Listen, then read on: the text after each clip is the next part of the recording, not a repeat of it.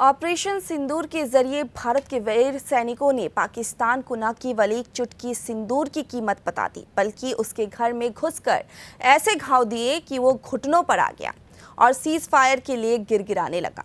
पाकिस्तान के नाक रगड़ने के बाद भारत ने उसकी बात मान ली, लेकिन अपने ही देश में सीज फायर को लेकर अब मोदी सरकार विरोधियों के निशाने पर है। इसको जानने के लिए देखिए रिपोर्ट। ऑपरेशन सिंदूर आधुनिक युद्ध के मौजूदा दौर में भारत की निर्णायक जीत है और यह ऑपरेशन अभी पूरी तरह थमा भी नहीं है। यह एक सोची समझी रणनीतिक विराम है, जिसे कुछ लोग संघर्ष विराम कह सकते हैं, लेकिन भारतीय सेना ने इस शब्द से जानबूझकर दूरी बनाई है। भले ही सीमा पर संघर्ष विराम हो गया हो, लेकिन देश में राजनीति घमासान छिड़ा हुआ है। विपक्षी दल, खासकर कांग्रेस जिस तरह से सीज फायर को लेकर सरकार पर हमले कर रही है, उससे देश में पार्टी के खिलाफ गुस्सा है। हम आपको सुनवाते हैं कांग्रेस प्रवक्ता पवन खेड़ा का वह बयान जो सरकार पर सवाल खड़े कर रहे हैं। उनके नाम आपने पब्लिक सार्वजनिक किए, उनकी फोटोग्राफ्स आपने सार्वजनिक की, लेकिन यह सार्वजनिक नहीं किया कि सीज फायर की घोषणा से पहले आपने पाकिस्तान के सामने यह शर्त रखी थी कि भैया इस दिन तक आपको ये 5 लोगों को हिंदुस्तान के हवाले करना है। और जो आतंकवादियों के नाम हम सब जानते हैं जो पाकिस्तान में हैं, क्या उनके बारे में कोई निर्णय हुआ, कोई शर्त रखी गई? कांग्रेस न तो देश का मूड समझ पा रही है और न ही उसे मोदी के बयान पर भरोसा है, जबकि प्रधानमंत्री मोदी ने साफ शब्दों में देश को आश्वस्त किया कि हमने पाकिस्तान पर अपनी जवाबी कार्रवाई को अभी सिर्फ स्थगित किया है। पहला, भारत पर आतंकी हमला हुआ तो मुंह तोड़ जवाब दिया जाएगा। हम अपने तरीके से अपनी शर्तों पर जवाब देकर रहेंगे।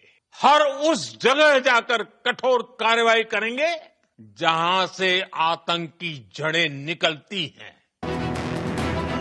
सिर्फ यही नहीं, हर बार पाकिस्तान की ओर से उनके छुटभइये नेताओं द्वारा न्यूक्लियर बम की गीदड़ भभकी पर कड़ा प्रहार करते हुए प्रधानमंत्री मोदी ने यह भी साफ कर दिया कि भारत परमाणु ब्लैकमेलिंग के आगे नहीं झुकेगा। कोई भी न्यूक्लियर ब्लैकमेल भारत नहीं सहेगा।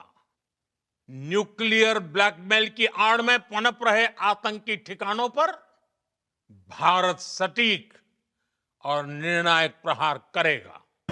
प्रधानमंत्री ने कहा कि भारत ने एक नई लकीर खींच दी है और उसे लागू किया है। उन्होंने साफ कर दिया कि पाकिस्तानी धरती से होने वाले आतंकी हमलों का अब सैन्य बल से जवाब दिया जाएगा। यह कोई धमकी नहीं, यह एक मिसाल है। साथियों, युद्ध के मैदान पर हमने हर बार पाकिस्तान को धूल चटाई है और इस बार ऑपरेशन सिंदूर ने नया आयाम जोड़ा है। भारत ने अंतर्राष्ट्रीय मध्यस्थता की मांग किए बिना इस संकट को संभाला। भारत ने बिना किसी बाहरी हस्तक्षेप के अपनी संप्रभुता का परचम लहराया। संघर्ष विराम पर पाकिस्तान के झूठ का पर्दाफाश पेंटागन के पूर्व अधिकारी माइकल रूबिन ने किया। उन्होंने कहा कि पाकिस्तान युद्ध विराम करने की कोशिश में एक डरे हुए कुत्ते की तरह भागा भागा फिर रहा था, जिसकी दुम पैरों के बीच दबी हुई थी। It's going to be very difficult for Pakistanis to convince themselves that they won this 4-day war. The reason is India was able to, with precision, decimate the terror headquarters and training camps. When Pakistan responded, India was able to blunt their response. And then when Pakistan continued to try to retaliate, India was able to put their airfields out of commission. Pakistan went running to try to achieve a ceasefire, like a scared dog with its tail between its legs. Rubin ने यह भी कहा कि पाकिस्तानी सेना इस सच्चाई से खुद को नहीं बचा सकती कि वह न केवल हारे हैं बल्कि पूरी तरह हारे हैं। माइकल रूबिन ने दावा किया कि पाकिस्तानी सेना के भीतर एक समस्या है, क्योंकि यह पाकिस्तानी समाज के लिए एक कैंसर है। The question now, however, is what Pakistan will do next. Clearly, there's a problem within the Pakistani military, both because it's a cancer on Pakistani society. लेकिन अमेरिकी राष्ट्रपति डोनाल्ड ट्रंप के एक ट्वीट ने पहले तो भारत में हलचल मचा दी, उसके बाद उन्होंने अपने बयान से यू टर्न ले लिया।